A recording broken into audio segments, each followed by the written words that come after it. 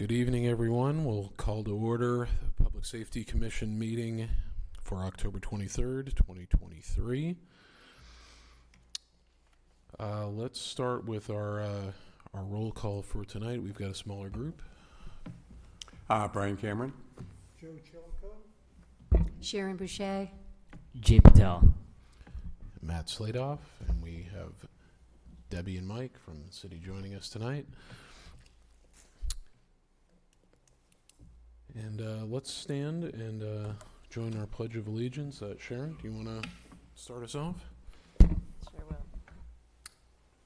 I pledge allegiance to the flag of the United States of America and to the republic for which it stands, one nation, under God, indivisible, with liberty and justice for all.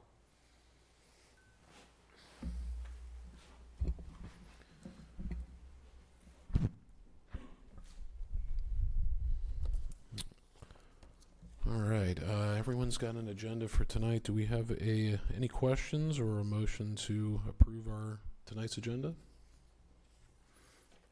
I'll move to approve the agenda. I'll second. All right, and all in favor? Aye. Aye. All right. We'll move forward with our agenda, and if everyone's had a moment to review our minutes from our last meeting of July 24th, 2023. If there's no changes, we'll take a motion to approve that and move forward. I move that we approve the minutes from the last meeting. And a second? I'll second that. Thank you. All in favor? Aye. All right. We move forward with minutes. It's going to be, everybody's going to be busy tonight since we've got a smaller group, so be ready to speak up.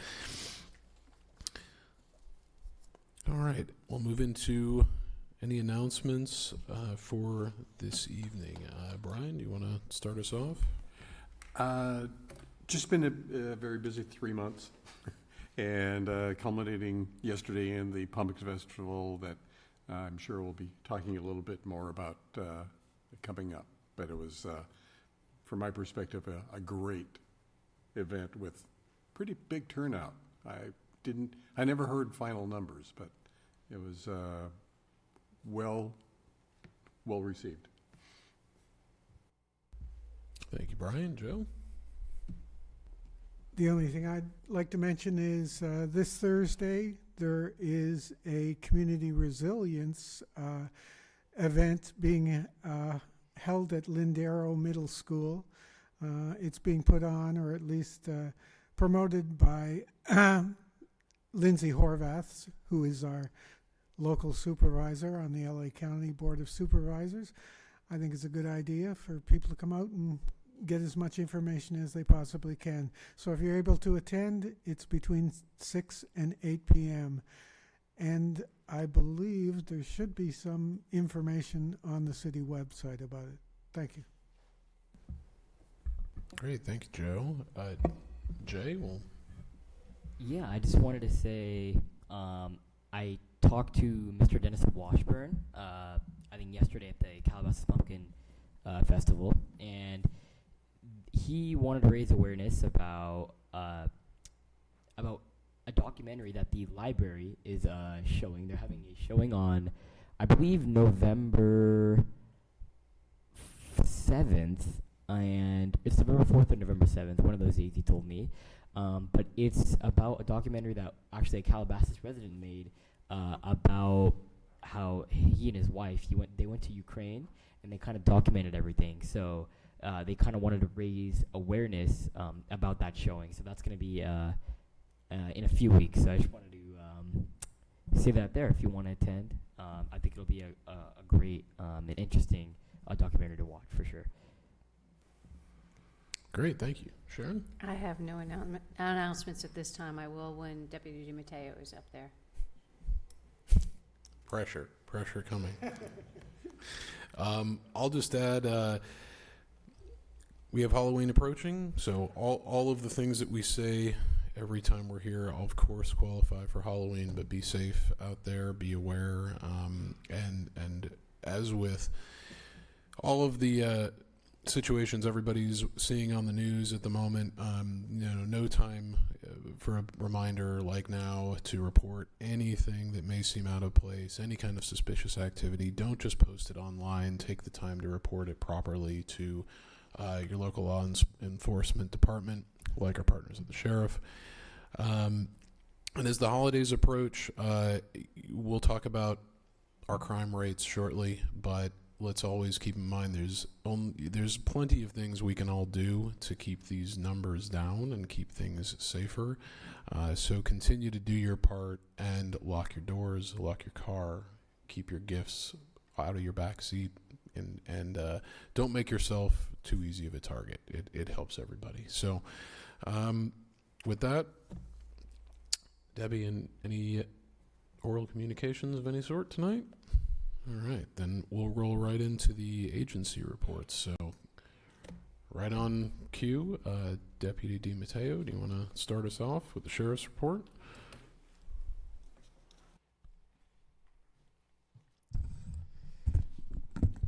Good evening. Good evening. All right, so I am presenting the crime reports for the months of July, August, and September. I have condensed all three reports into one report for you. And so let's start it off. So in the 3 months, we did have one rape report. This incident was reported as non-consensual sex between two adults where alcohol was involved. The investigation is being conducted by the Sheriff's Special Victims Bureau. And just so that you guys know, reports involving rape or child abuse are considered confidential. Therefore, the information to me is very limited. And quite often, almost all the time, we don't even know the outcomes of those investigations. So unless it's something very serious, then we'll be informed. But for now, anytime I give a report for rape or child abuse or anything like that, you're going to have very, very limited information. We did have two armed robberies. One occurred at a business on Las Virgenes Road during August. Two male adults entered the location and threatened the employee with a knife while they stole very expensive alcohol. Good news did come out of this event, however, and per my last city council meeting, the council did want more good news. So I'm going to go ahead and give that a shot. The individual responsible for that robbery was caught this month by the U.S. Marshals Service. He was wanted for other robberies in the LA County area and got caught after committing a crime in downtown and assaulting a female in the process. Another robbery occurred in the parking lot at a business parking lot on Calabasas Road. The victim was walking back to his vehicle with his wallet and his phone in his hand. Two male adults exited a waiting vehicle and detained this victim at gunpoint, demanding his watch, his wallet, and his cell phone. While this was happening, the business owner happened to open his door to see what the commotion was. This distracted the suspects very briefly and gave the victim a chance to run, and he did. The suspects got back into their vehicle, which didn't have any license plates, and they were wearing ski masks, so they got away, but no property was taken and nobody was hurt. And that's still under investigation. There were two assaults. One assault was reported by a minor, therefore, information's limited. The alleged suspect is a family member, and now DCFS, Department of Child Family Services, is getting involved. The other assault happened when a Calabasas resident, observed two male adults attempting to open vehicle doors on Mulholland Highway near the Las Virgenes area. The resident intervened in doing so. The suspects ran back to their vehicle and tried to run over the resident. Didn't happen. No injuries reported, but that's considered an assault. 9 residential burglaries in the 3 months, which is a dip. 4 occurred in July, 4 occurred in August, and 1 occurred in September. Suspects continue to enter through the backyards and target the master bedroom. Good news for residential burglaries. In August, a residential burglary did occur in the Westridge HOA neighborhood. Responding deputies identified a vehicle leaving that area at a high rate of speed without headlights on and identified it as the vehicle involved in that residential burglary. That vehicle crashed in Woodland Hills, and deputies were able to apprehend one of the suspects and recover the victim's safe. Good news. One commercial burglary, 4 vehicle burglaries. This is a reminder to keep your possessions out of plain view, or keep them out of your vehicle altogether. I know sometimes that's not always possible, so if you do have expensive items like purses, backpacks, electronics, keep it in the trunk and out of sight. 18 grand theft incidents. So what I wanted to focus on for grand thefts was there were a couple wallet thefts while women were shopping at the Commons or Trader Joe's. They get distracted and someone takes their wallet. And then when they get to the cashier at the front to check out, they're going through their purse, they realize that their wallet's gone. And then at that time, their credit cards are being used for thousands of dollars at the nearest retail establishment. Other grand theft incidents that occurred, such as stolen cell phones, jewelry, Amazon packages, tools, and sporting equipment.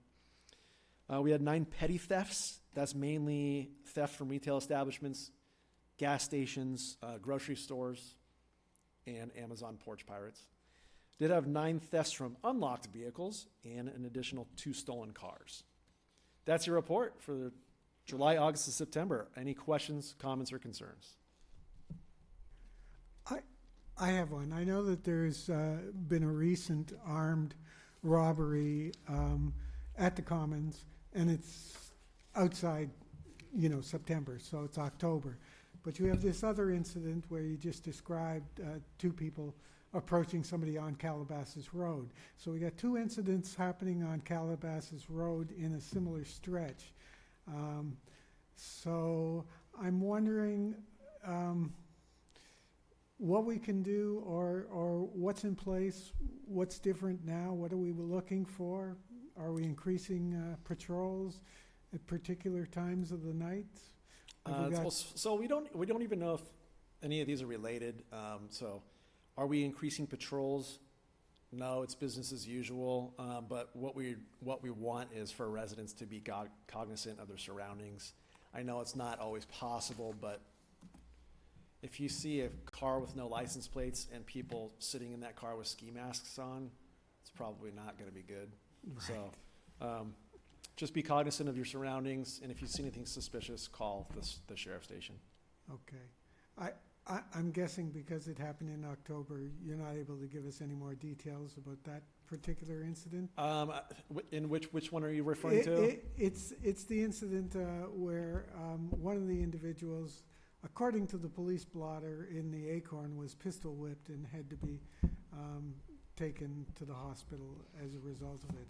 And those unfortunate people weren't so lucky to get away. Interesting. Yes, I don't have that report. Okay. I would actually have to do some research on that to give you facts, and I don't have those. So All right. I'm sure I'll have that for the next report, though. Right. Thank you. Okay, so I started waiting until you get up there.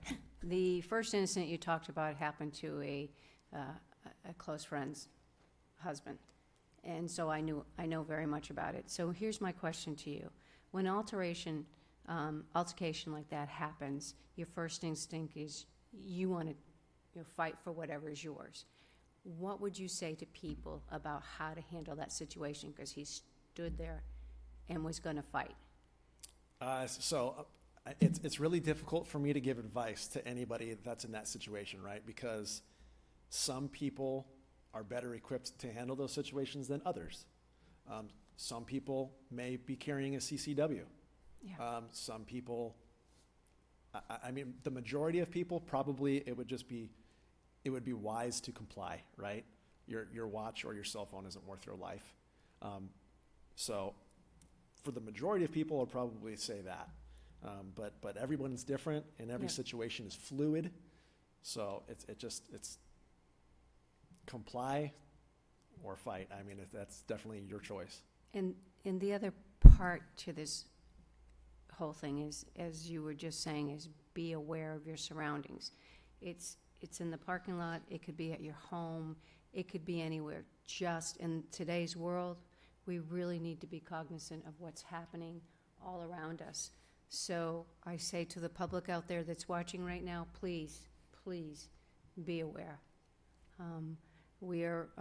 You guys are only so many people, and it can't be everywhere at once, so we have to help ourselves as well. And I'll say this over and over again.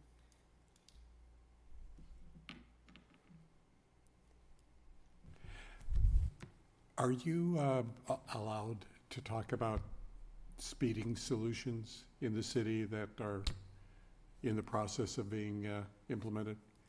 I don't know much about that yet. Okay. He might know more than me.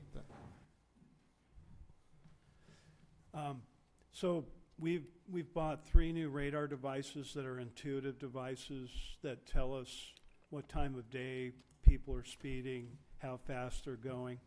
And we just got our first 30-day report on one of the devices up on Mulholland Declaration over by Calabasas High School. I had a meeting with the traffic sergeant, James Aarons, and he's looked at the data as well, and he's taking some action on it by having folks, be in the right place at the right time when these people are speeding. The other thing is we've given him access to the program so he can go in on his own and look. And we're coming up on the 30-day period for the other device we have up on Old Topanga, the Valmar area up there. And we just placed a 3rd device over on Las Virgenes. And I don't mind talking about the locations of radar. Alper devices are a little bit different. I can't talk about those. But the radar devices will be able to move around as needed. In fact, we're going to move one of them around, and we'll have the traffic sergeant and I meet on a monthly basis to discuss where to put our scarce resources based on the information. Yeah, access to that data is very important. Mhm. So if we can recognize a problem in a specific area, then we can direct traffic enforcement at that area with motorcycle officers, and so that's pretty nice. We might buy more of these devices because some of the other traffic signs that we have we don't have the proprietary software to be able to pull reports off of them. So So at this point in time, our radar signs are using for a statistical analysis principally that the Sheriff's Department can then use to schedule and vector their officers to the right place at the right times. I also read that Governor Newsom signed a bill allowing Los Angeles to use radar cameras in the enforcement of and issuing tickets by the city and a couple of other cities as well.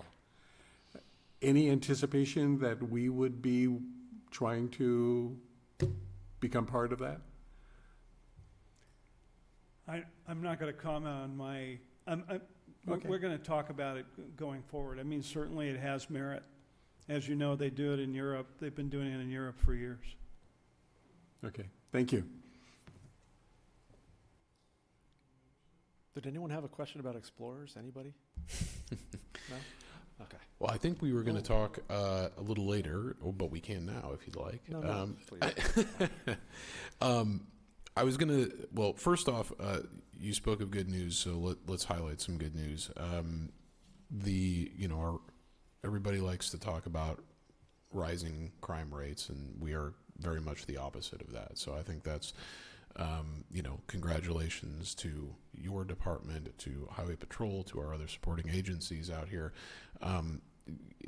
This is nearly over 20% reduction at this point in the year, which is a significant number. So we should definitely make everyone aware that the efforts of the community, but also our law enforcement agencies matter. It's going in the right direction, so we should highlight that for sure.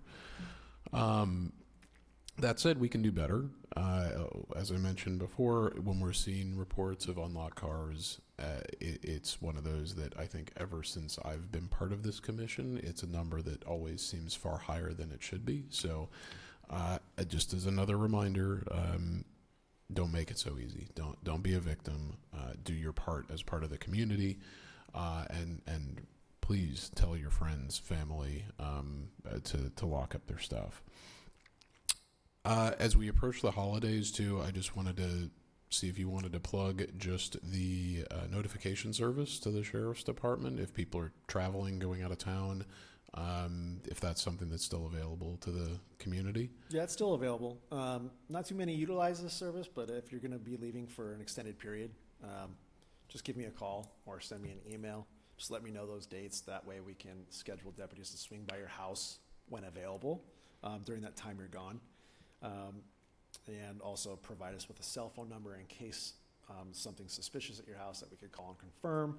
It's a good service, and we're happy to do it. Great. With the Explorers, Debbie, is that something we want to talk about a little later, or something we wanted to talk about now? If you have something to share with us, please go ahead. Oh, no. So Debbie was asking me if I had any information on the Explorer program at Lost Hill Station, and I was happy to tell her that I don't. I'm not the deputy that runs that program. It's going to be Deputy Baldy, and I can definitely get you guys in touch with Deputy Baldy.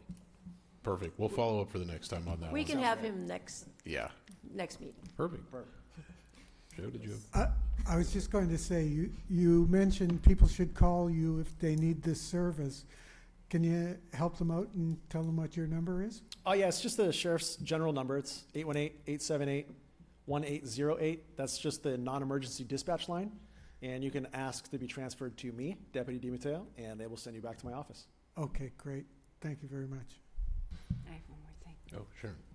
As you stand here, I do want to thank you very much for what you do in the community and what you all do. I know it's, again, not an easy time, but we are thankful that we live here in this community, for sure. Thank you. And we thank you. I recalled one other thing, and it is more thank yous to you. I attended the event that was hosted at the Civic Center, not by the city, but by supporters of Israel. I was interested from a public safety standpoint, what kind of additional security measures were there. And I saw Captain Cito. I understood from my conversation with our city manager, Kindon Meek, that there were 7 other deputies from Lost Hills Station. There was Secure All, and there was also Covered 6. So we want to thank all of you for showing up, and it was very well run, and it was very comforting to see that kind of presence there. Yeah. Thank you very much. Thank you. Yeah, we had about 7 deputies from Lost Hills, and then we had an additional 8 from other stations as well. So Santa Clarita, Palmdale, Lancaster, West Hollywood all came out to support us with that. Yeah, we had K-9 there doing bomb sweeps. And, we had deputies up on the balconies, and security was very tight because of how sensitive this event was. Thank you. Matt, may I? Yeah, part of this was in the public safety report, but I'll just go over it quickly right now. Beside all of the deputies and private security, we had fire department was there in force, medical task forces. Chief Smith was monitoring, and also we had the battalion chief there. We also had the EOC open here on a level 3, so we participated in the briefings, the law enforcement and the fire briefings, and so we were all here in force. Thank God nothing happened, and that's the approach we're going to take in the future. Very good. Well, thank you again. Appreciate it. All right. We'll move forward with our Highway Patrol report. Officer Ramstead, welcome. Hi there. Right there. So I'm Officer Ramstead, California Highway Patrol out of the West Valley office. I just took over the position this past 3 months from Officer Weston Haver, and as everybody remembers, Leland Tang before that. I feel like everybody knows that name, so I always got to say it. So good news report on our end. Our crashes are down. Last year we had about 47 through the month of July, August, and September. And this year we have 38 total. That breaks down, in July, we only had actually 6 and 14 in 2022. So that's kind of a big difference right there, which is kind of surprising for July. Out of those 6, 2 of them were DUI and 2 of them were hit and runs. In August, we were equal with last year, 16 and 16. Again, only 1 hit and run, no DUI accidents in the area. And in September, we had 16, and we just won from 2022. We had 17 in 2022. We did have a couple more we had 3 hit and runs and 3 DUIs at that time. So our officers are out there, and they're doing a great job. On a separate note, you brought up Explorers. I'm actually an Explorer advisor for CHP West Valley.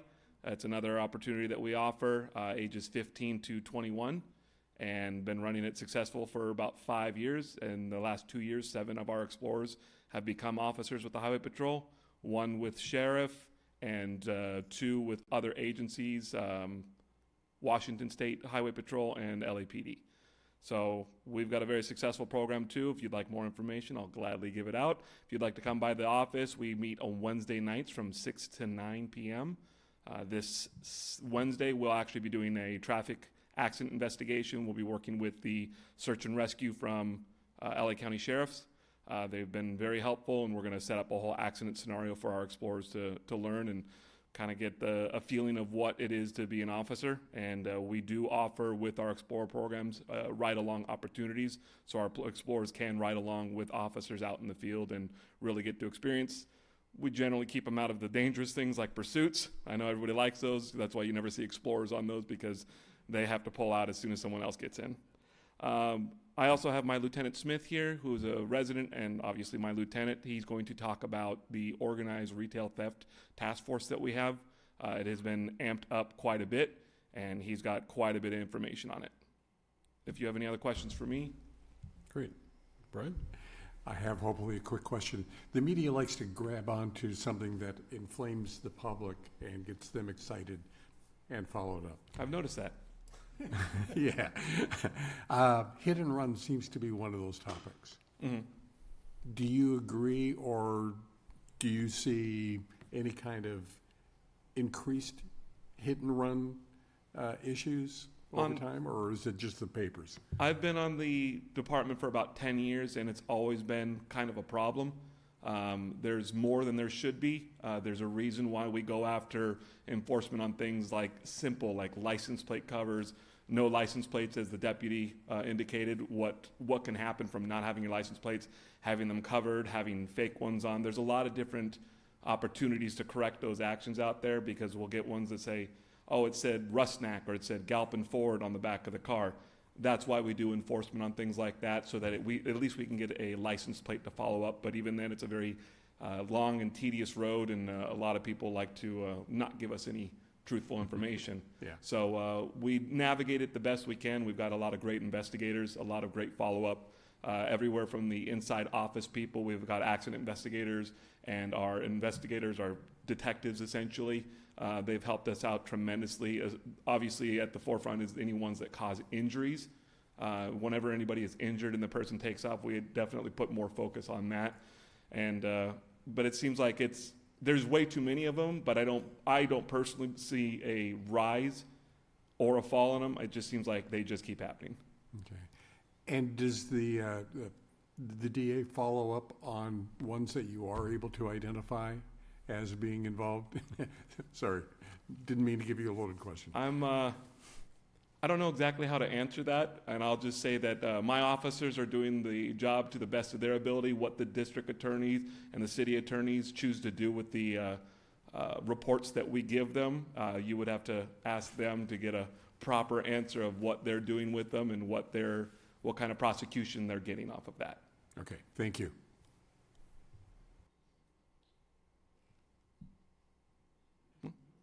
Okay.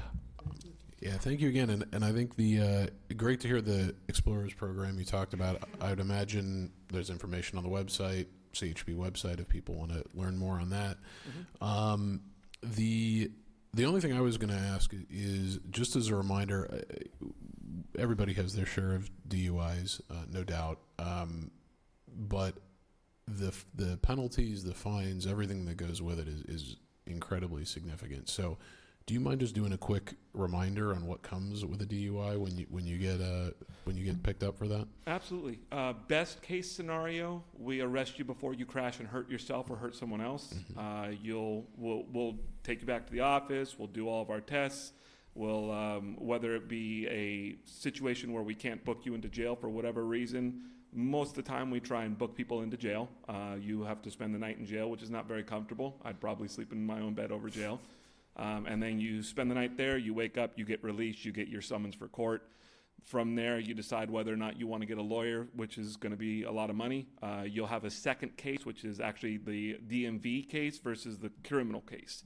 The criminal case will determine whether or not you're going to jail, if there's additional fines, penalties, things like that. The DMV case is completely separate. Even if you were found innocent over at the in the criminal case, the DMV has a lesser level to reach to say, yeah, you were under the influence, you were driving impaired, you didn't submit to the test, which automatically will suspend your license. If you refuse to do the breath or blood test after you've been arrested, automatically your license will get suspended for 1 year.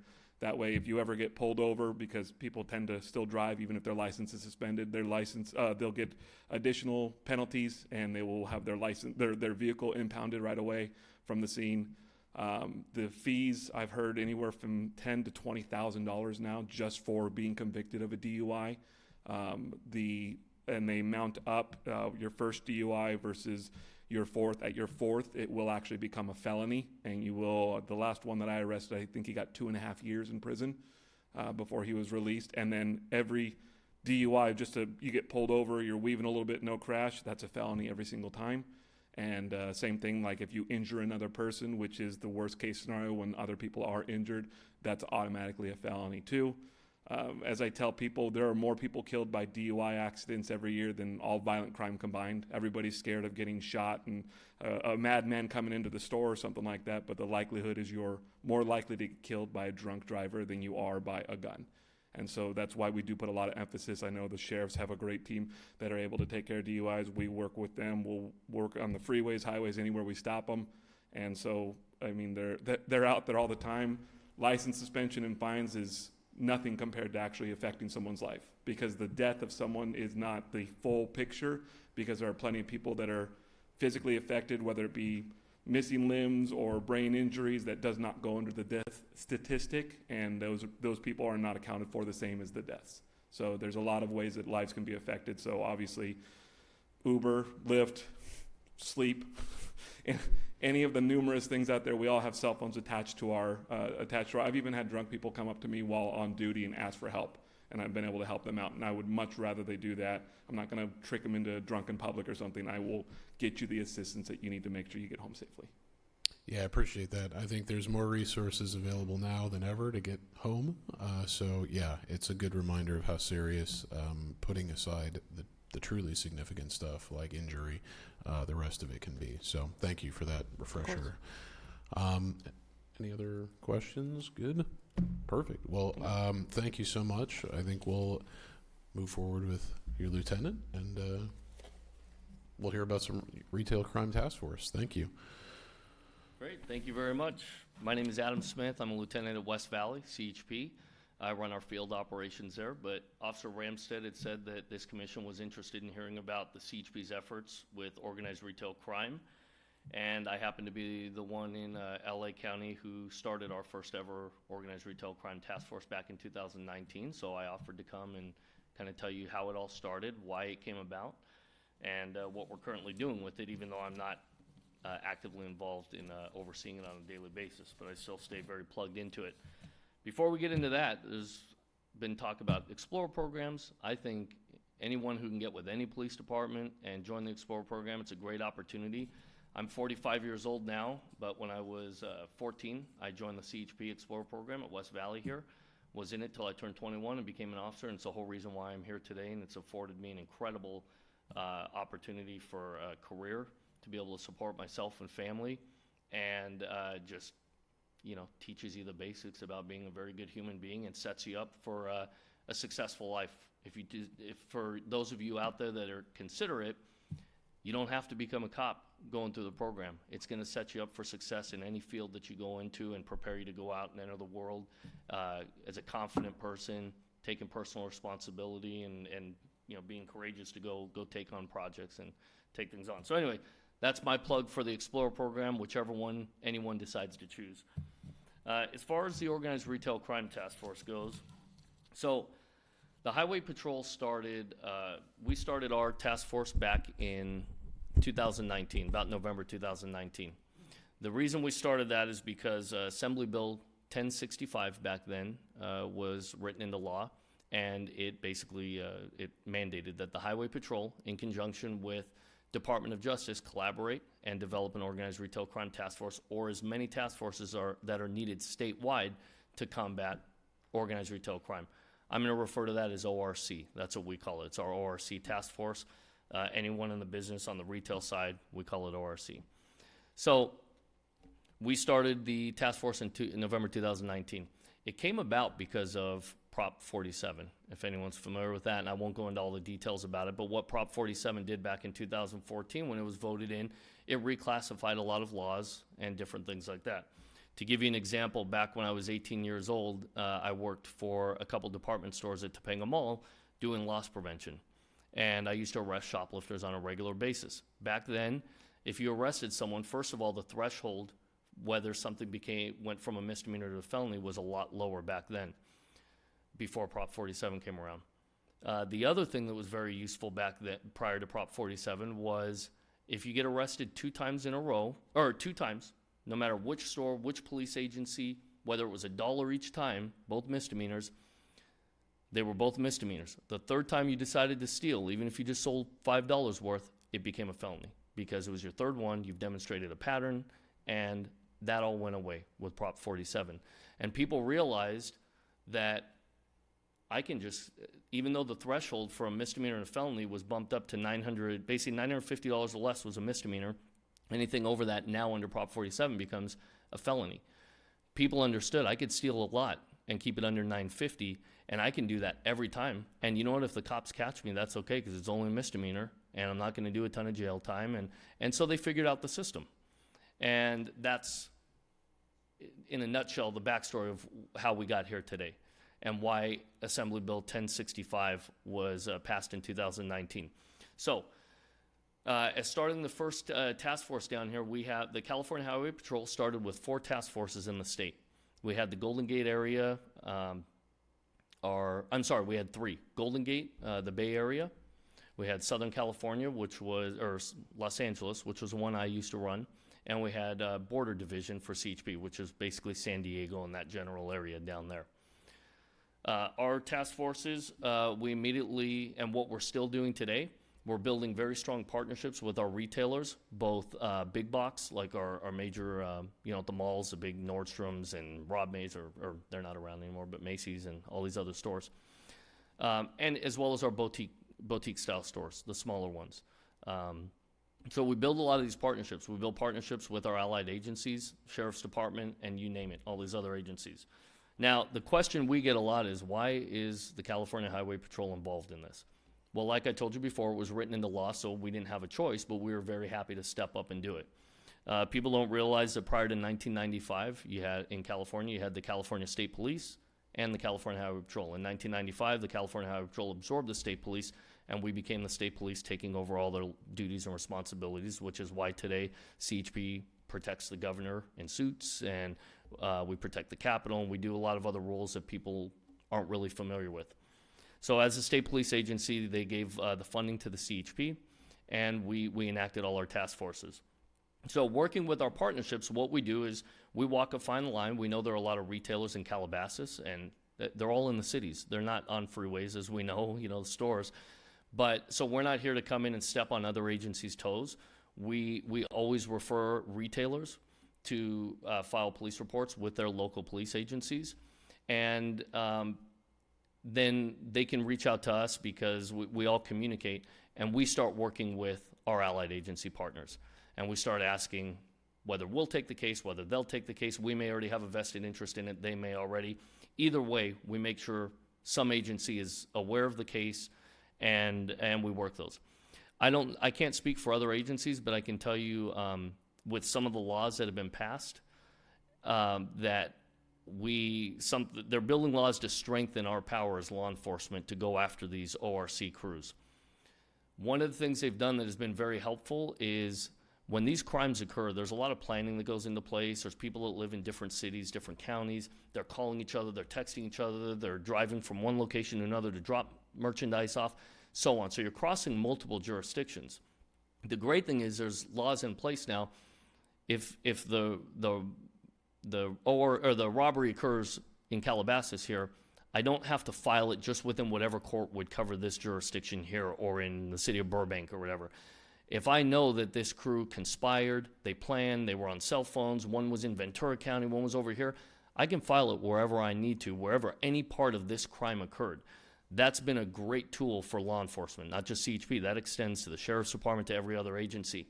One thing that our agency, that we like to have as an option for us being a state agency, it's very helpful when we can work state to state. So we do file cases with the local district attorney in LA. I can say that they have been supportive, and we've had success with that. But on a lot of our larger cases, we do go directly to the state attorney general's office, and one thing we do is we do what's called vertical prosecution, where we bring the deputy attorney generals into the case very early on. That way they see what's happening as it's going, and it ends up with a much more successful and swift prosecution on that end. And so for us as a state agency, it's easier sometimes to go state to state, but we can go with our county partners in the DA's office. I'd like to give you really quick the statistics or the numbers, what the CHP has been able to accomplish statewide since 2019 to date. We have, as far as our statewide, all three task forces combined, we have a total asset recovery of 329,248 items. We've conducted 1,856 investigations in that time. We've made 1,208 arrests. And we've recovered a total asset value of $30,663,123 in that time. And it's not slowing down. We're building our teams, and we're staying very active with our retail partners. We focus on the investigations when the cases are brought to us by the retailers. We focus on those investigations, but we also focus heavily on education. We attend a lot of the retail seminars where we're able to speak and strengthen those partnerships, and regular meetings. We've gone to many meetings at Lost Hill Sheriff, and we just try to partner with everyone and really kind of like team effort and help each other out when it comes to this. Now, that's ORC Task Force in a nutshell. Are there any questions I can answer for the commission today?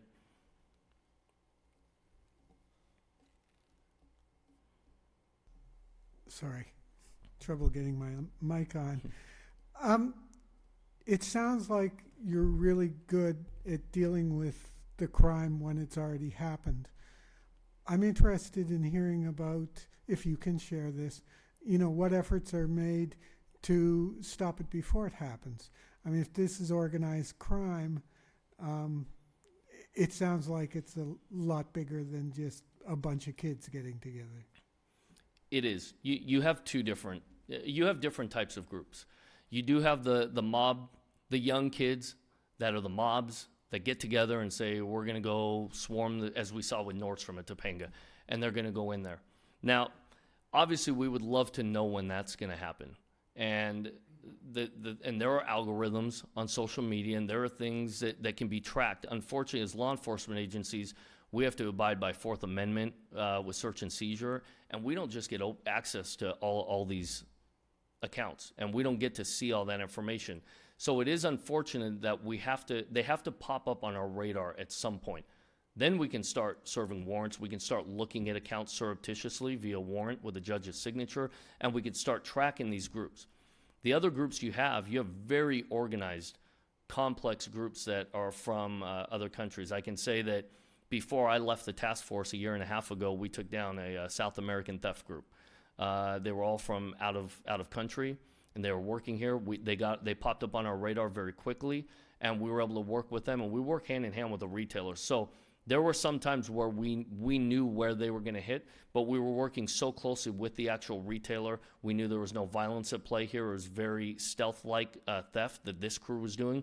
but we were on it. We had so many undercover personnel thrown at that specific case that we were on them when these things were happening, and then we were able to take them down in the act on that.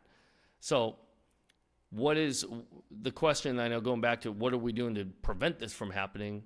We're collaborating with our retail partners to see what the private sector can do technology-wise.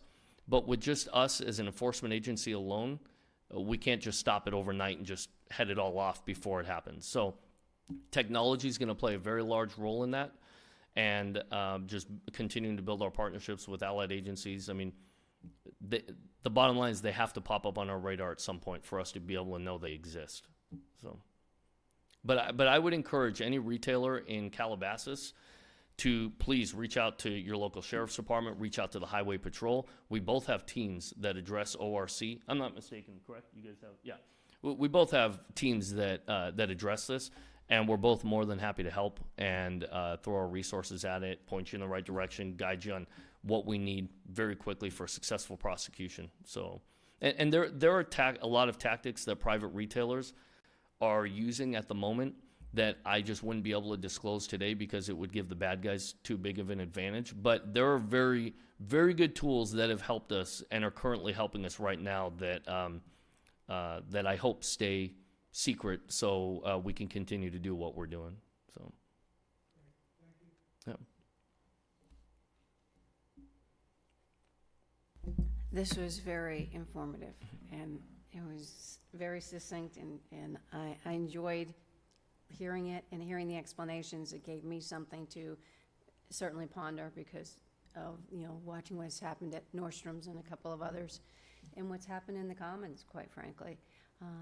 Just to hear that you guys are out there and there is something moving towards trying to slow it down, and appreciate the information. Absolutely. And I think we will use you again in the future. Great. Sounds good. Well, I'm a resident of Calabasas as well, so I love this city, and anything I can ever do to help, I'm here for you. That's the thing. We all love this community. Yeah. Thank you. Before we let you go, just a couple quick questions. Just curious, do you see the same crews transitioning to other communities, kind of going from one area of the state to another, basically going where the stores are? If they're being detected in one part, they're going to move to another. I would imagine that's something that happens. Is that accurate? Very accurate. I can tell you the South American theft crew that was the last case that my team worked under me, we knew their routine so well, and they were going from LA in literally a 24-hour period all the way up California to the top, cut over. They would cut down through Nevada, Arizona, and make this loop, come back, drop all their merchandise off. And so, no, they don't stay just local. There might be a couple little crews that stay local, but no, they move around. And the thing is, it's too much to discuss tonight, but there's a hierarchy to how this all works in ORC. And you have your heads of who's running this and who's putting out the shopping list saying, hey, this week we want, TVs. This week we want baby formula, whatever it is. And then you have boosters who are the very low-level people that are willing to go in, risk it, grab all this stuff, and then sell it for pennies on the dollar to the larger crew who's going to take that and fulfill the shopping list with the bigger unauthorized warehouse that's going to figure out whether they're going to sell it black market here, whether they're going to ship it overseas right away and sell it somewhere else. So it's a lot of moving parts for this. Yeah, and that got to another point, too, with the trends of what's being stolen. Obviously, you see those go up and down. Is that something that can be notified to particular retailers if you're seeing a trend of a particular thing? And, are those retailers told in advance? Do they get any heads up on that, hey, we're seeing this trend coming? They do. In fact, we get a lot of our information from the retail. The retailers are the ones that are tracking the losses. They're communicating very quickly with each other. The California Retailers Association, CRA, you're welcome to check their website. Very active organization. They bring a lot of retailers together. I believe they are the lobbying arm for the retailers. So they get a lot of that information. There's constantly bulletins going out. And you're right, the shopping list changes from time to time. Right now, I know power tools are very hot. And Home Depot, Lowe's, all these they know it. And if you walk into any of those stores, you'll see things are more and more things are locked up now, and you have to ask a sales associate to get stuff. So they're aware, whatever the store is. They know what the hot item is.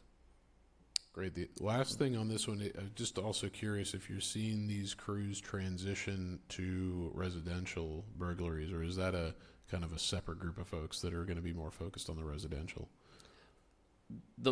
I can say the cases that we've investigated within the unit I used to run, we did not link them to any residential, but it doesn't mean that that's not happening. I think that is a suspicion that I've had that could very well be possible, but we just didn't see it in the cases that we worked with our team. I would like to give an email address to the retailers who are out there within the city of Calabasas. Great. That are looking for some guidance or some assistance. And if you'd like to reach out to the California Highway Patrol Organized Retail Crime Task Force, the sergeant's name that's currently running it is Sergeant Jimmy Eberhardt. His email address is jeberhart@chp.ca.gov. And if you're a retailer in the area and you want to reach out to him, he'd be more than happy to. I've already discussed this with him. He'd be more than happy to talk with you and work with you. Great. Well, thank you so much for coming in, Lieutenant. Really appreciate it. I know it's a really popular topic among the stores just in our community, but of course across the city. So thank you so much again. Appreciate it. You're welcome. Have a good evening. Thank you. All right. We'll move along to our fire department report. Chief Smith, what do you have Now for you us? know why Adam was Mom's favorite. Right. So I combined as well July, August, and September.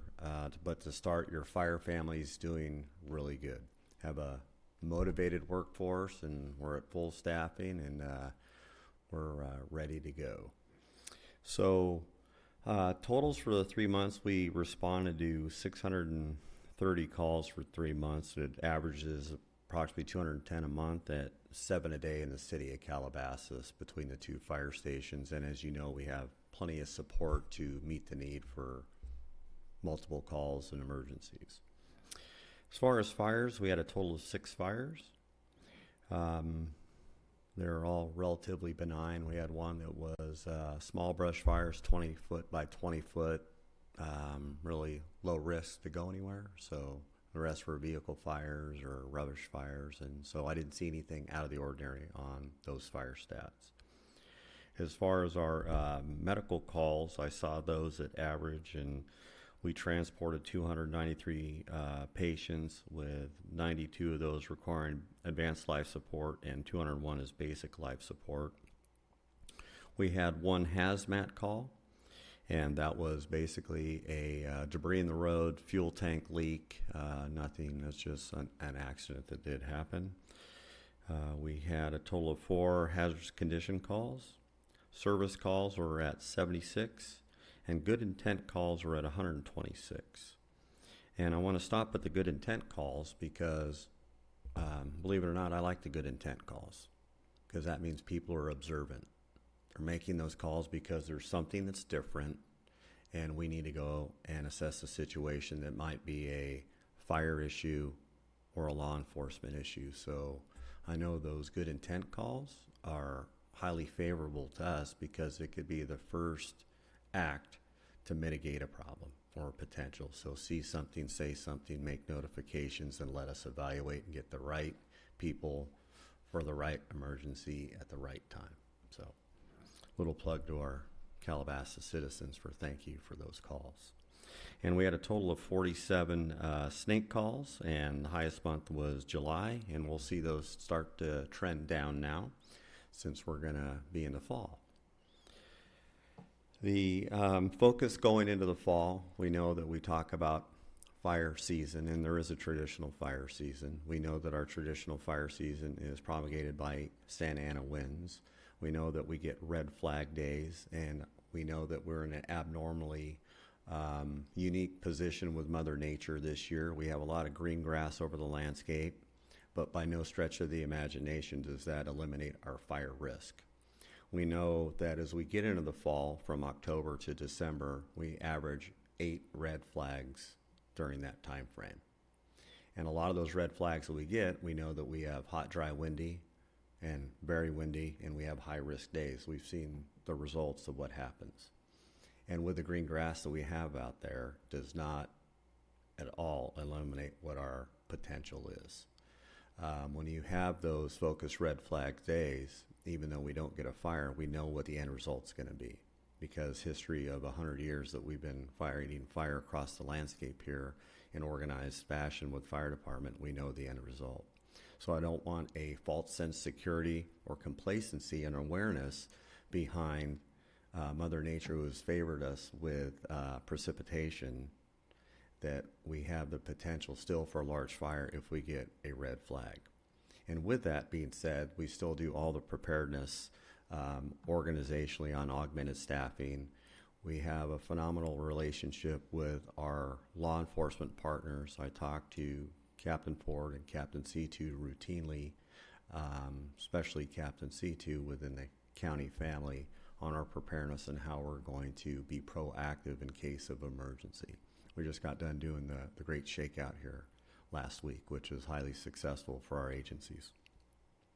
And one thing I wanted to leave with is, you mentioned the holidays, starting with Halloween. So our reminder is, and I'm going to steal some of law enforcement's, is speed and your situational awareness, because when that happens, this is when our uptick in vehicle and pedestrian accidents happen. So slow down, be aware of your surroundings, have a wide field of view when you're going, don't be micro-focused, and please just slow down when our kids are out in the streets. So take your time. And with that, I'll leave it to any questions that you may have. Real briefly, a couple of years ago, the city passed a false alarm fine schedule. Is that still working, do you think? For false alarms? Uh-huh.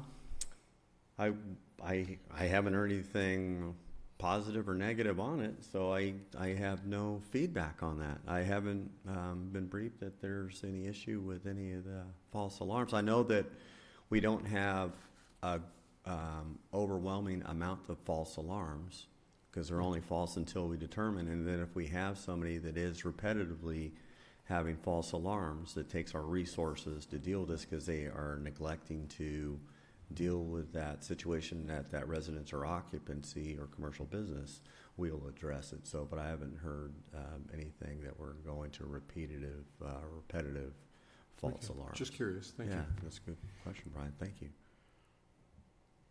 Moving right along, there was one incident, a brush fire that is identified as an arson incident that happened at the northbound 101. It says south at Las Virgenes. It was handled by the LASD, but I was wondering if you could give us any more details about what the location was or what they imagined this individual was trying to accomplish, and they were still on the scene when they got there.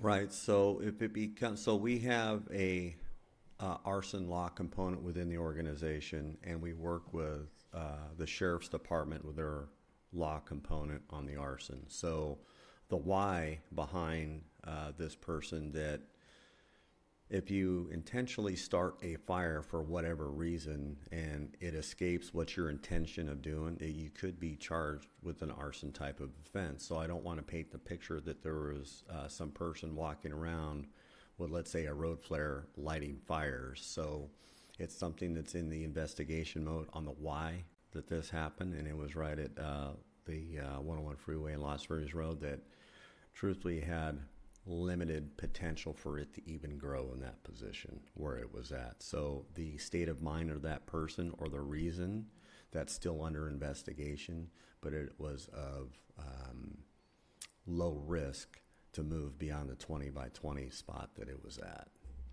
Okay, good. The other thing is that I read an article that Alert California, which is the network of cameras all across California, now has an AI component to it, and it is helping to analyze the data. I was wondering, how many cameras are local to Calabasas? I see some names, because I've gone on the site, that clearly look like they're associated with Topanga. I'm wondering how widespread these are, or whether there are others within the Calabasas community or nearby. So there is. Alert California is really what we use for that platform, but I can tell you from the 69 Bravo camera, you can see a panoramic view of the Santa Monica Mountains, which incorporates Calabasas. And so you talked about artificial intelligence. There's a lot of different platforms for artificial intelligence on heat detection, or even if you have a point source fire, you can run through landscape fires and mathematical modeling on how fire will spread over the landscape, given the weather conditions. So there's a lot of different avenues you can go down. So, but Alert is California is what we use. Also, there's a network of cameras. Of course, it's also integrated with Edison that has cameras. There's private cameras that are out there, but the connectivity and the consolidation of Alert California is what we use. And just rest assured, is we really, when we have these cameras, they help give us intelligence. We can read a lot from these cameras, but remember, your fire department has a very robust air support that we have, basically an Air Force, so we get that reconnaissance. That's also on Alert California throughout the state, or actually it's across the nation, is there's areas, a significant amount of areas within the state that don't have the same initial attack response or the resources to detect and or combat fires. So where in most cases fires that start regardless of day or night usually get called in within the first 7 to 15 minutes, to where you have cameras that are out throughout California that they may not get detected for several hours, or even have the ability to get resources there for quite a while. So it's a great resource, and we use those. Once we have identified where the fire starts, we can use those cameras, because it helps us, once again, to make an informed decision as one of the platforms initially. And then as we get resources there, especially with our aircraft, also to feed into that intelligence component. So there's, it's very positive, and I'm glad that you know about Alert California, because you should go to that site. Okay, thank you very much. You're welcome. Great question.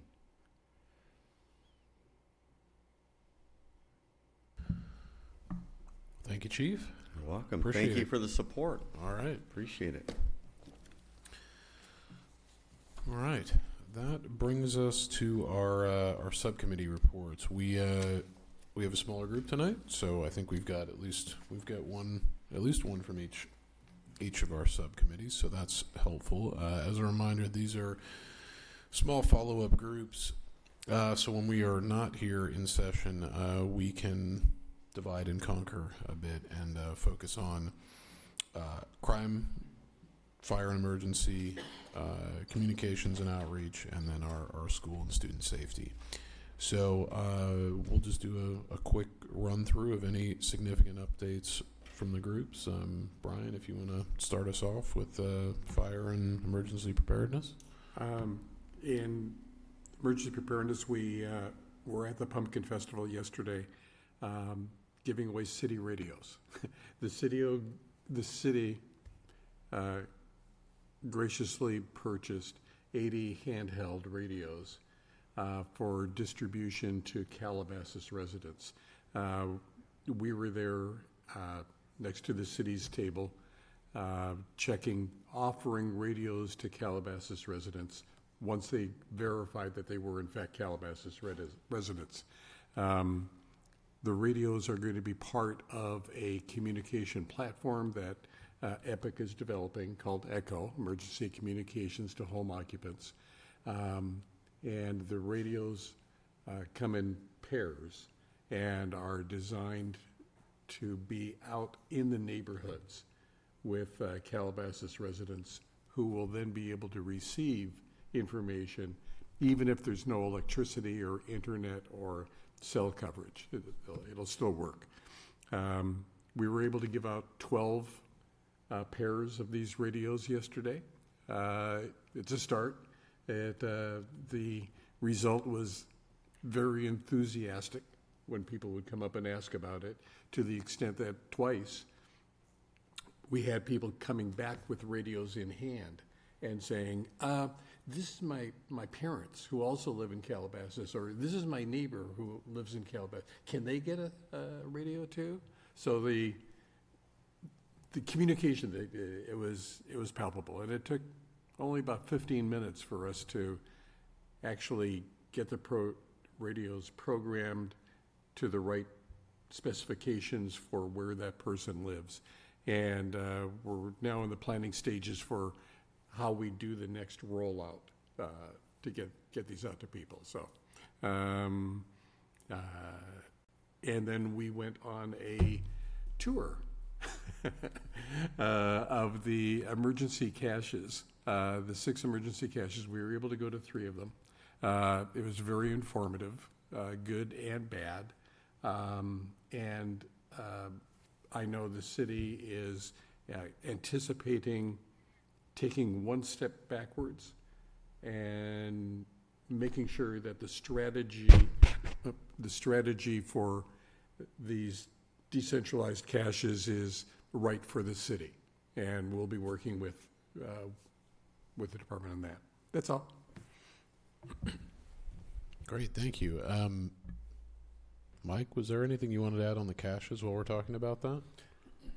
No, I look forward to working with, the commissioners on identifying a mission for the caches, or revisiting the mission that we had when we first brought them out.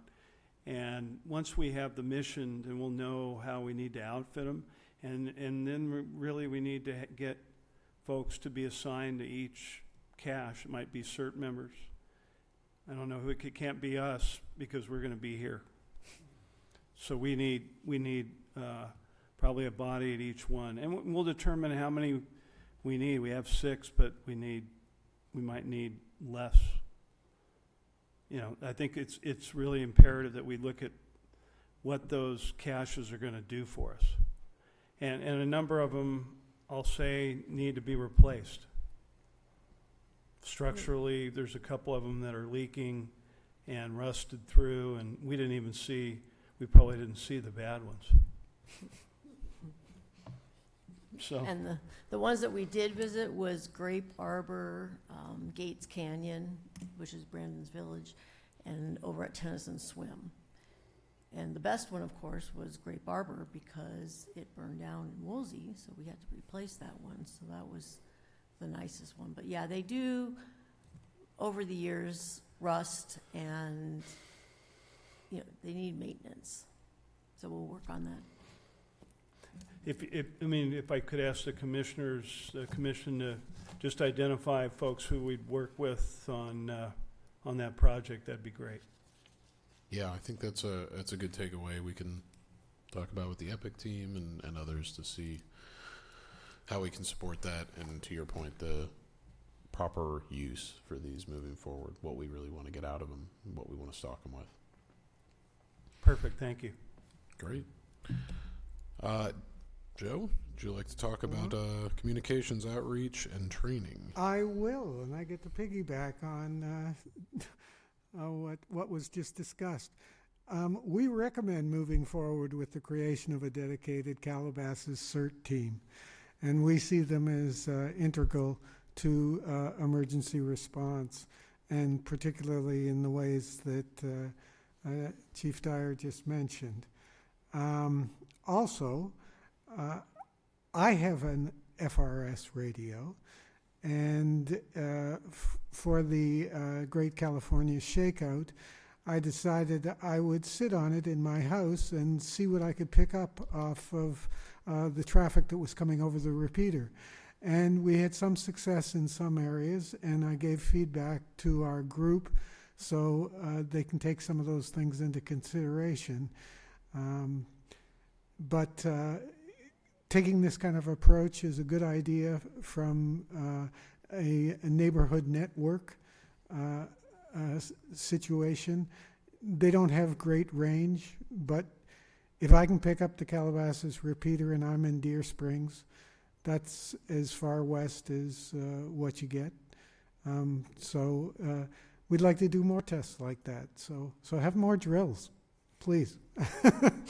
On Sunday, October 29th at De Anza Park, there is going to be a FCC amateur radio technician license class and exam, and that's a ham operator. And you can go on and find out information about that on the city website, I believe. It's being sponsored by EPIC, and it's being taught by Echo Communications' Norm Goodkin, who is an expert in such things. And in concert with this, we could build future CERT classes by inviting new ham graduates to classes, because CERT graduates with ham licenses can become a part of our weekly CERT program, which is expanding public safety outreach. So communications becomes extremely important during emergency response. And to that end, some people may be aware that we were developing a system in Calabasas in concert with LA County elsewhere to identify evacuation zones. And at the time, they were being called Zone Haven. They are now being referred to as Genesis Protect. I understand that that's not any more intuitive, but it is going to be able to provide you with the same kind of information. It will be a specific location, and at the Pumpkin Festival, both the Public Safety Commission and EPIC both had the maps up, and we are hoping to educate people further in terms of knowing exactly what theirs is. For those of us in Deer Springs, it is Cal C404. See, I've learned it already. It's not so hard, and I suggest writing it down until it's clear in your head. With that in mind, we also would like to see approaches to local businesses that are in our evacuation zones to find out what their plans are in the event of emergency evacuations. Some of them are small, some of them are very large. Some of them don't operate all the time. Some of them actually operate 24/7. I'm aware of the Cheesecake Factory, I believe, and there's also labs on Lost Hills just south of Agoura that do. So it's important to remember the fact that that all adds people and vehicles to the available roadways, and so it's good information to have. In terms of outreach, we did develop and worked with EPIC to create a more robust website, which is EPIC is the Fire Safe Council. And it's providing our residents with emergency preparedness information and encouraging home ignition zone home hardening evaluations. And that's very important. There are simple things that you can do. Most people think of it in terms of, oh my God, how am I going to replace my roof? But there are a lot more simpler things that you can do, including just removing debris, removing any kind of flammable materials, certainly within the first 5 feet, as far out as you can go and not destroy your entire landscaping. That's recommended. But it's space between things that's important, not having everything clustered in one area. To that end, we also participated in the creation of email blasts to our residents who are also on the EPIC mailing list about events and provided information on issues related to emergency preparation. I'd like to see more participation in planning and events such as the Pumpkin Festival to bring attention to public safety and emergency preparedness concerns. We made an approach to the Mayor's Youth Council, who is very active in the city and has a lot of energy. And we were hoping to do a presentation to them on emergency preparedness. Unfortunately, their schedule was so busy that they couldn't fit it in this year, so it's something that we still would continue to like to do. Get the word out, and the more younger people we can get involved, the better. I know Mike is going to speak about the city government's hazard mitigation plan, so I won't mention anything further in terms of that. But as far as future agenda items, we're suggesting attending Calabasas Chamber of Commerce meetings and speaking on the topic of emergency preparedness, and that would tie into the approach to engage with local businesses as well. Possibly attending other commission meetings and discussing emergency preparedness then. The Traffic and Transportation, Environmental and Parks and Rec Commissions all have tie-ins to public safety issues. And then again, as I mentioned, working with the Mayor's Youth Council and also the City Council's Public Safety and Emergency Preparedness Task Force members, who happen to be our Mayor, David Shapiro, and the Mayor Pro Tem, Alicia Weintraub. So we're going to put a big push on as far as that goes. And I've spoken enough. Thank you very much. Great, thank you, Joe. Jay, you have any items for us on the school side of things? Yeah, so I do. I mean, I know that Ryan and I wanted to push the every 15 minutes program to Calabasas, but unfortunately, it's looking like that may not happen because I would say this year there have been some safety concerns at Calabasas, particularly with the freshmen at Calabasas, and so because of that, that's kind of drawn a lot of the attention of the administration away from doing the every 15 minutes program and things like that sort. I know Calabasas High School has increased the security on campus. About a few weeks ago, they have around 5 or 6 full-time security guards that just rotate the campus now because of altercations altercations between students. And the administration is kind of backed up because of that. So it's been a little bit difficult, obviously, to ask them about these types of programs. But in the future, it is something that Ryan and I want to push for. And I think it's super important, like Officer Ramstead said, about emphasizing how how important knowing about DUI and knowing the effects of it on not only yourself but others who could be affected by it. So I would say that is a big thing that we're trying to get done.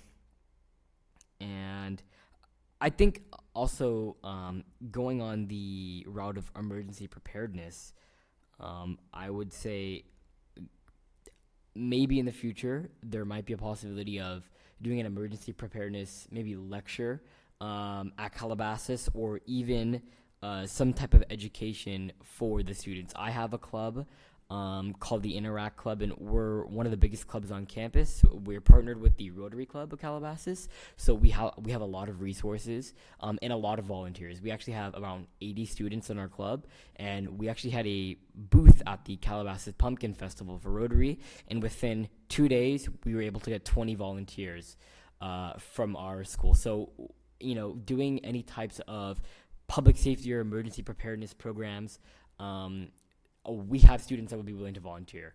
And so anything in that sort, you can just, let me know, and I can help get that situated, because we have a very big volunteer base at Calabasas High School. And I think what Joe said about the MYC, the Mayor's Youth Council, I'm on the wellness subcommittee.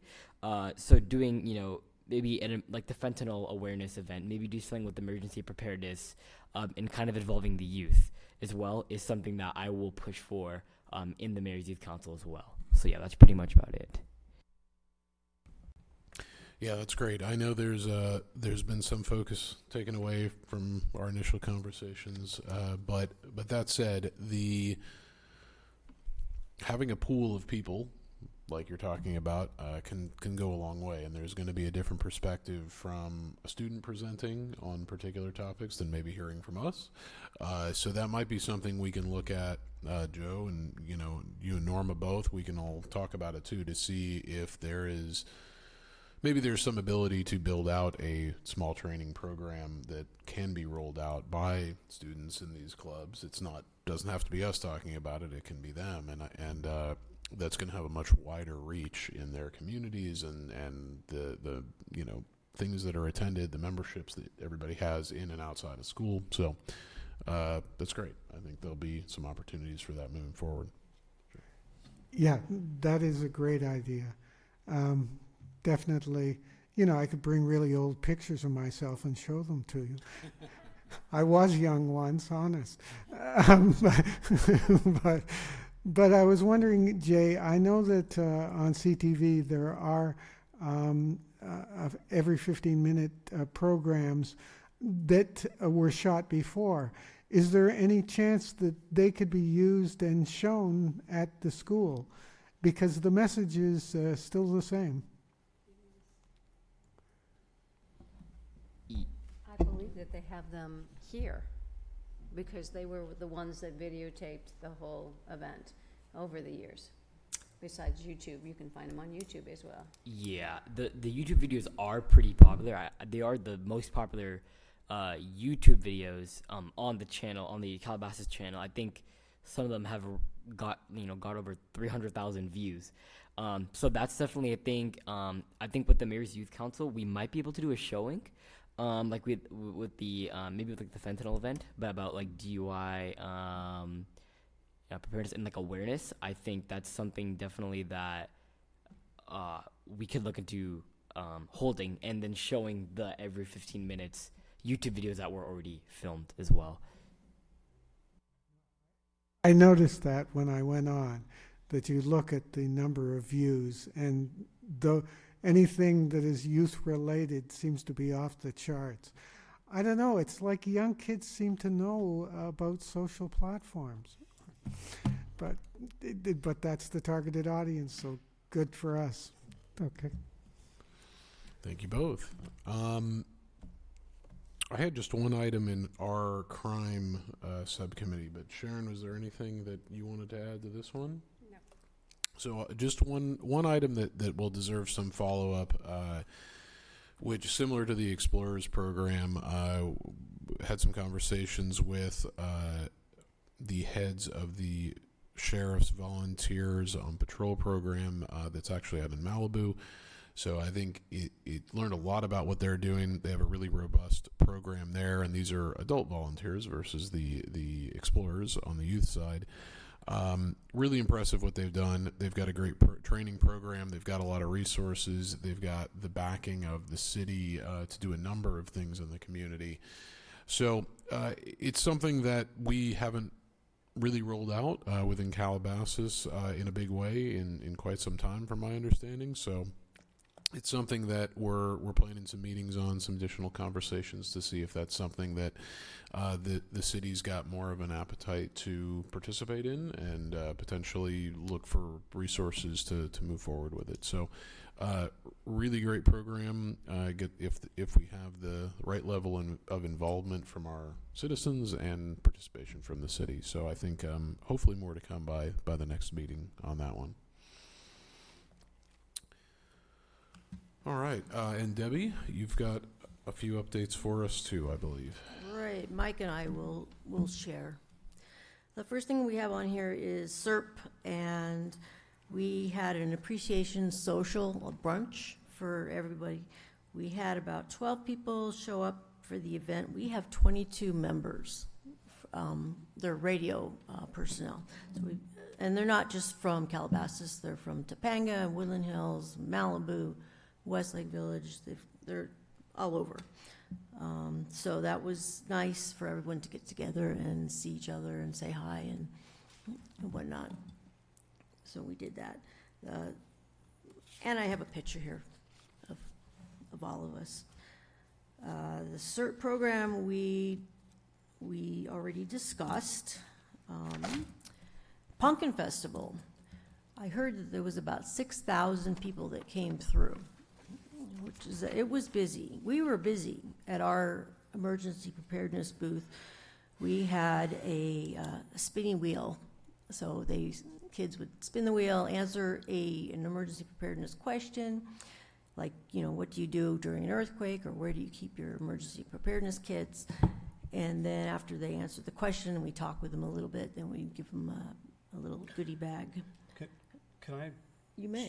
I'm going to circle back on the CERT too, just to let the commissioners know. We've done a survey with the surrounding cities out here about whether the other cities have CERT teams or not.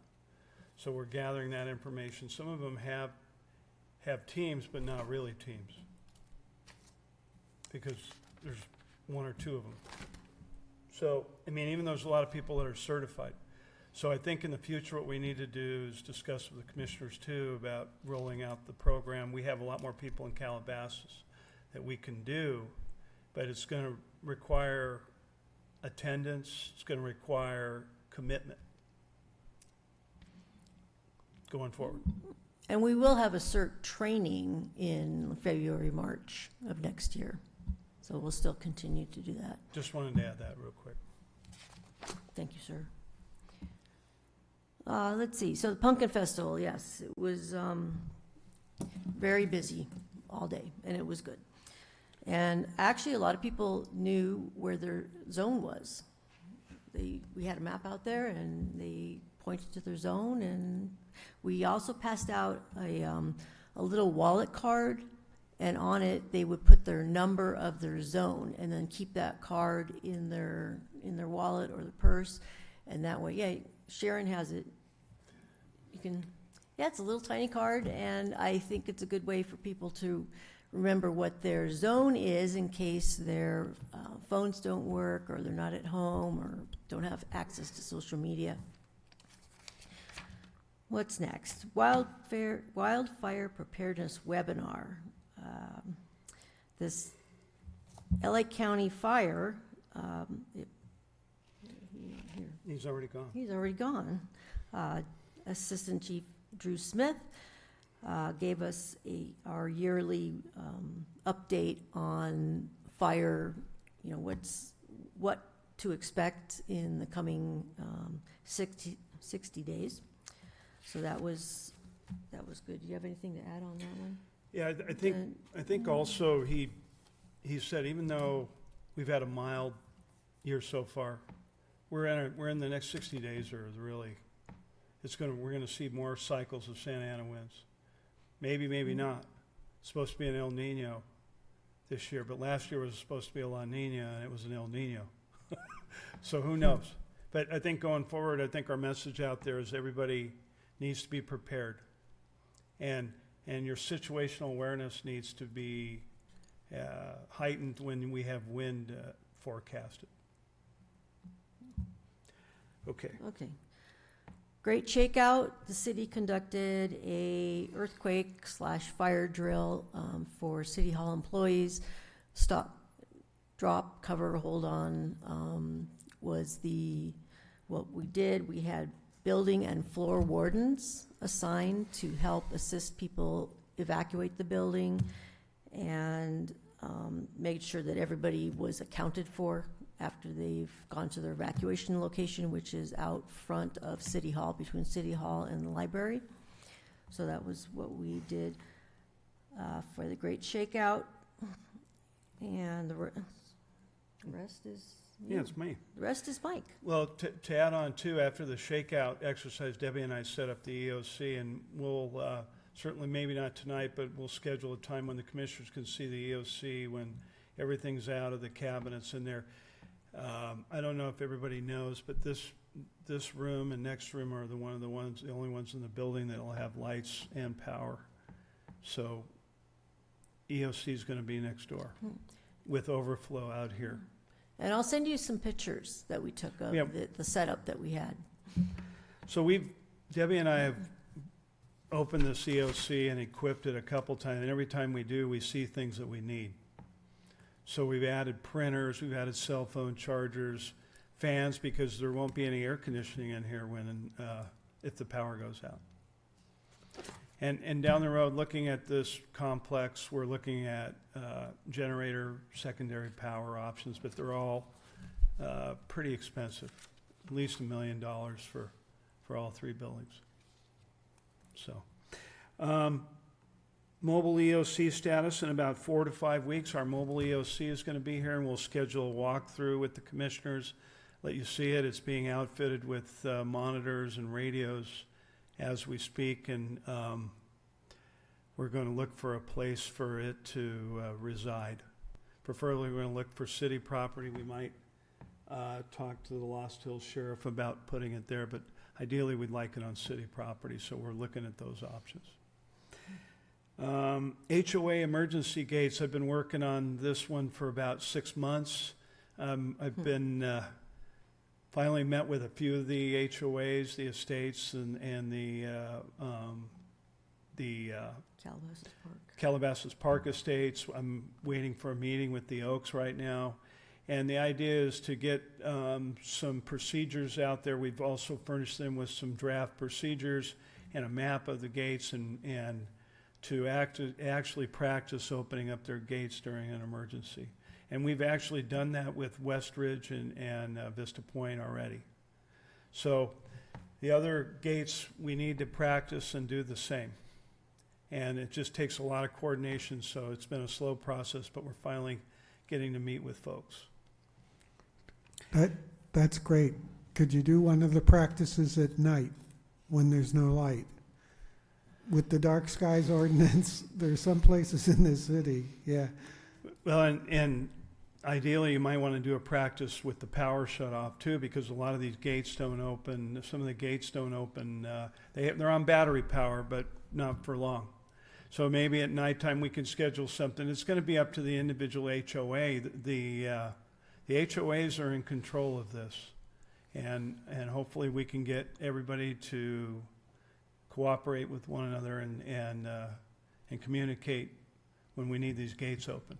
Right. I think it's important to remind people that, in a real emergency, you're freaking out, and,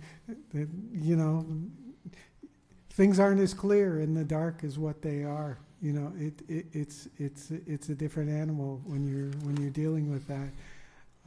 I know that recently I had an incident in the neighborhood, and it involved our own Station 125 that came over, and someone had to be transported. And one of the people there that was dealing with it was just over the top, right? And I said, okay, it's all right, take a breath, you know? Yeah, you're excited. I mean, that's naturally going to happen once the adrenaline kicks in. It kind of does things to your head as well. Makes things a little confusing. It's going to fall on the HOAs. I mean, we did, when we were up at the estates, Debbie and I, we went over with one of the board members and opened up the gate on the backside, the Grandioso gate on the backside up there. So it can be done. It's just talking about it and raising that awareness that who's on first when the gate needs to be open, because sheriff and fire they're going to be very, very busy, and to stop and have to open gates is not really the best use of their time. Right. So, thank you. Automatic license plate reader cameras. We've recently received council approval to buy 13 more of those on top of the 5 that we already have in the city, and we're going to deploy those probably in the next month. And I can show the commissioners in private where they are, but I can't share them in public. But I think it's going to really, we've been working closely with Lost Hills Sheriff on the locations, and I really think that, I think going forward we're going to need to figure out what kind of reports we can get, because those are confidential in most cases, but we can certainly understand if we're getting hits on those cameras or not. So, but I think it's going to improve our security in the city in the long run. Yeah, and I would just add to that, Mike, for for any of the HOAs that may be interested in acquiring their own cameras for a gate or for an entrance, that's also available at their cost, but those cameras can still be connected to Lost Hills for monitoring. So just to add to what the community's putting in. That's right. Okay, Debbie, back to you. Ooh, Santa Monica Mountains Fire Grant. I'm still working on that grant. It was a total of $450,000. And we just finally completed all the Woolsey fire burned trees. We just finished removing those. And we had set aside $100,000 for them, and we used all that money up. We still have other projects that we're working on. The mobile EOC trailer is actually part of that as well. And so we finally completed that portion of the grant. Next item I have on here is training. We did some disaster service worker training for our employees. And we also did training on new handheld radios that we distributed to quite a few anybody who may go out in the field during an emergency or goes out on a regular basis. They were all issued new handheld radios, and they all had training by our radio consultant, Ruzi. And the other thing that we did, I attended FEMA alert and warning webinars, which are really nice. They tell you how to write a brief, succinct message that gets the point across. So FEMA offers those. And then back to FEMA, we're still continuing to meet with FEMA on the winter storms that we had a year ago. And we meet every 2 weeks with FEMA. She comes down here, and we work with Public Works, and they're holding our hands to make sure that we have all the information that they need, all the contracts. They want to make sure that we are asking or getting reimbursed for making sure that we're good on everything that we're requesting to be reimbursed. So we're still working on that. The next thing. Yeah, the key word is document. Take pictures. Yeah. The beginning of an incident, you start documenting. You don't document a day later or afterwards, at the very beginning. Because they will come in and they'll ask, do you have a before and after picture? Do you, and rightfully so, it's government money that needs to be, it's not, so you have to prove it. Right, it's like an audit. Yeah, absolutely. So yeah, 3 or 4 people go through it, after we submit, to make sure that it's correct. The next thing that we're going to look at is the McCoy Creek project, which is a creek that is over at the Tennyson Swim Center, and it's adjacent to the parking lot, in between the parking lot and the building next door. And so they might do some mitigation on that stream because it has deteriorated over the years. So we're going to look into that. Let's see, Mike, you're next. Hazard mitigation plan. So we've been meeting virtually probably every couple of weeks. We've been feeding information to the consultant, and this is the hazard mitigation plan for the COG. However, the city is part of the COG. And what we've also requested, instead in the past, they used to do the public meetings with the COG. We requested a separate meeting for each of the cities to let the residents of the cities have input with the consultant and also participate in the public meeting. The public meeting was originally scheduled on the 12th of October, but we moved it because of the peace rally. And it's going to be on November 7th now. And that'll be a public meeting for everybody. You're going to hear the results of the survey that was done. And by the way, Calabasas had the most residents respond of any of the cities out here, so I'm proud of that. It's never enough, but I'm proud at least we had the most. So hazard mitigation going forward, I anticipate the plan will probably not be done until the spring. And when it's submitted, it has to go to Cal OES, and then it goes to FEMA, so you probably have almost a 6-month review with that. And then with that, after that, we can apply for grants. And grants could be, yeah, we love grants, don't we? And apply for grants, possibly even like resiliency, secondary power. You know, so there are some places that we can definitely apply for based on what input we've given to the hazard mitigation plan.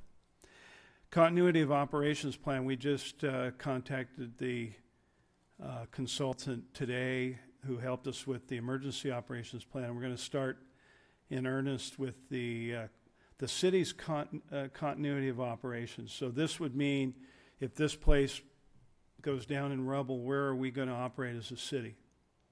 So we're going to identify, and if the head of a department is not available, who takes over?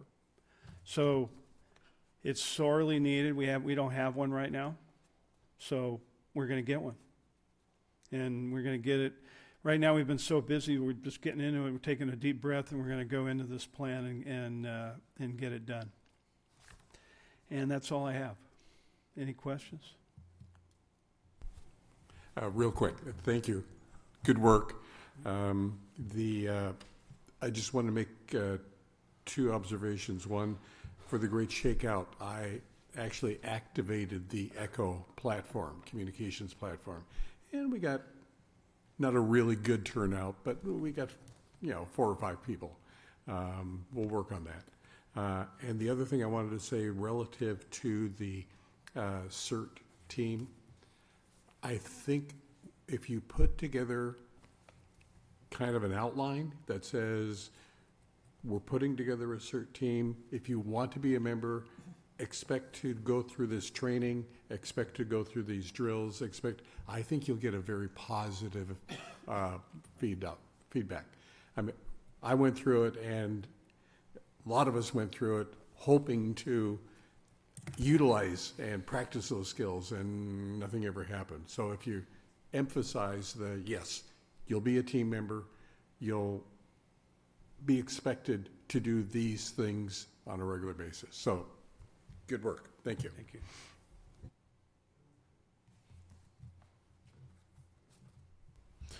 Yeah, I would just second the CERT concept. I did that a number of years ago. I know off and on we've talked about, is there a way to do refresher courses? Is there a way to keep those people engaged? So I think something like this would be great, and I'm sure there's a fair number of people out there that have, in a similar position that have done the classes but just really haven't had the opportunity to participate further. So that, and I think also let's just make sure to include the students that might be interested in participating too, because I think it's 16 and above, I think, for that. Yeah, so that's a great opportunity, I think, for some of the high school students to be part of that too.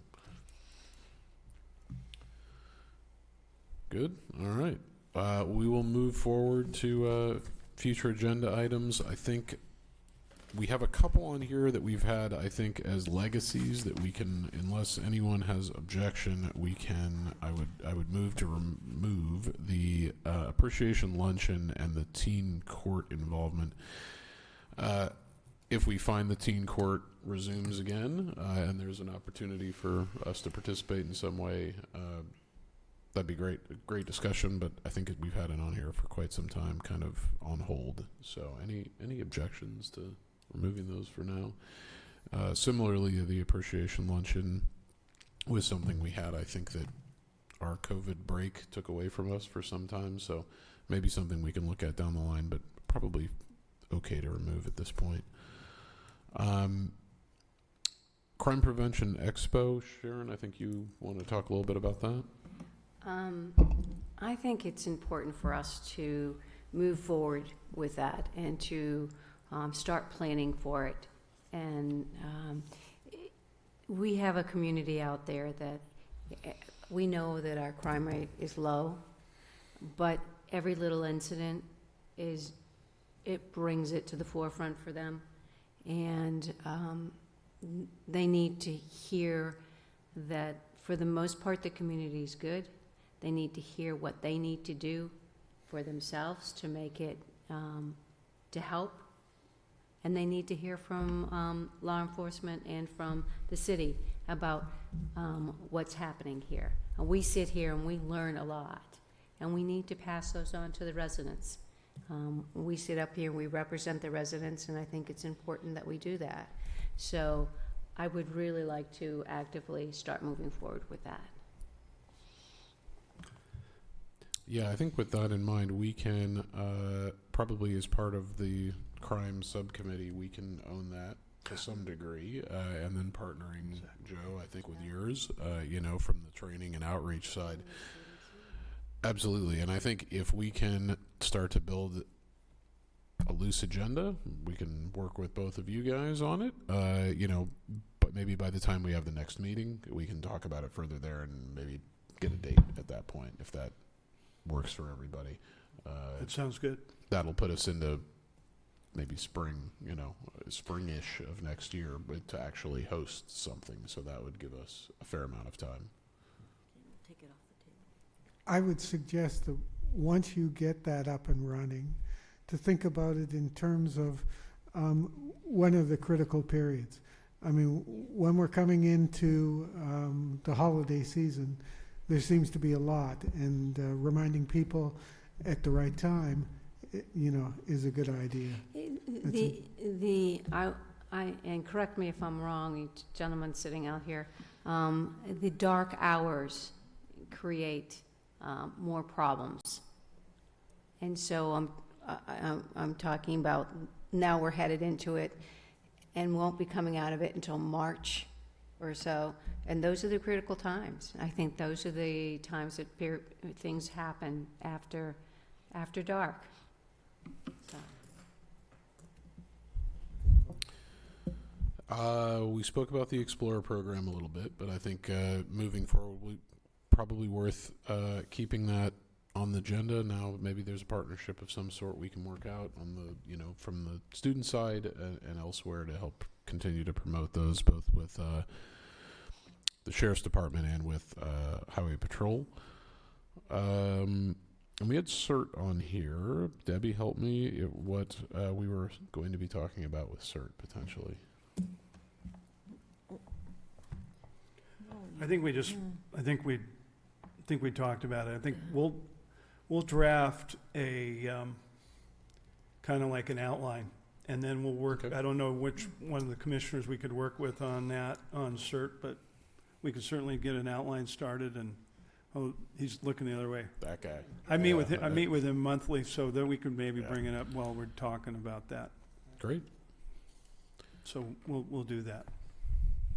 And just to piggyback on your comment, the idea of the Explorer program, I think, is really good, because very often, people think, well, there's nothing else I can do. I had time when I was a kid. I don't have so much time now. But having people that have training that can provide, advice and expertise to other people in the community, that's very valuable. So that's a great idea. Any other agenda items to add for the future at this point for next meetings? Any call-outs? Okay, I think we've got a few things to work on for the next time around. Any last items from either of you? Then I will ask for a motion to adjourn our meeting tonight. Or we can stay. Okay, I'll put the motion forward. I'll second. Thank you. All in favor? All right. Agreed. Then we will adjourn for tonight. We'll bring back the Public Safety Commission on January 22nd, 2024. See everyone then. Good night.